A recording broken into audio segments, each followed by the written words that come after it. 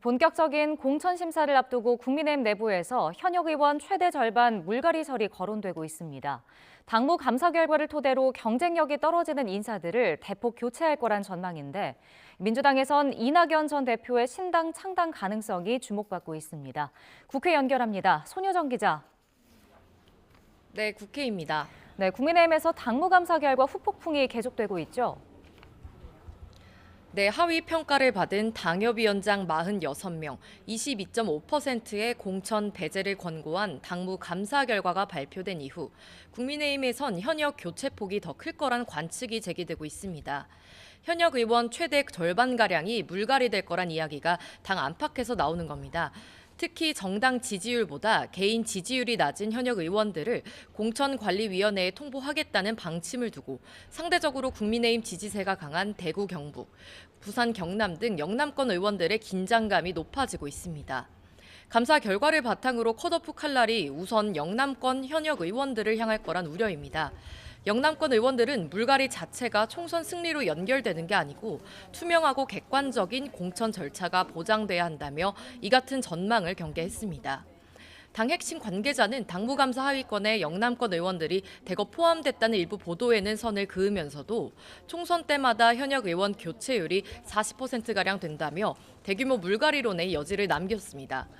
이런 가운데 본격적인 공천 심사를 진행할 여당 공천관리위원회는 다음 달 중순 이후 출범할 것으로 보입니다.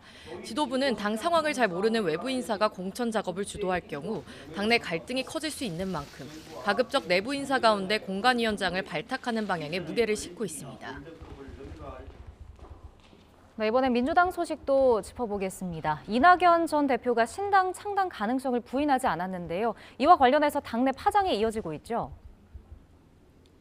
네, 지난 대선 경선 경쟁자였던 이낙연 전 대표가 어제 이재명 대표를 겨냥해 작심 발언을 쏟아냈습니다.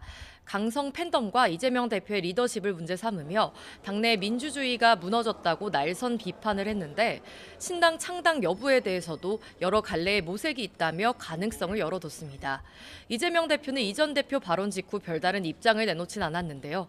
친명계와 지도부는 이 전 대표가 민주당을 벗어나 새로운 당을 만들기는 쉽지 않을 거라며 신당 가능성을 낮게 판단하고 있습니다. 하지만 공천 과정에서 비명계 의원들에 대한 불이익이 현실화된다면 이 전 대표를 중심으로 신당 움직임이 본격화될 거란 관측도 나오고 있습니다. 이런 가운데 민주당 내부에선 내년 총선에 적용할 선거제를 놓고 갑론을박이 이어지고 있습니다.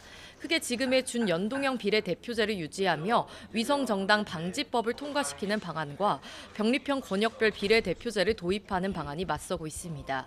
이재명 대표를 비롯한 지도부는 선거 승리를 위해선 민주당에 유리한 과거 병립형 제도로 돌아가야 한다는 의중을 내비쳤는데 선거제 퇴행은 안 된다는 다른 의원들의 반발이 만만치 않아 앞으로 논의 상황이 주목됩니다.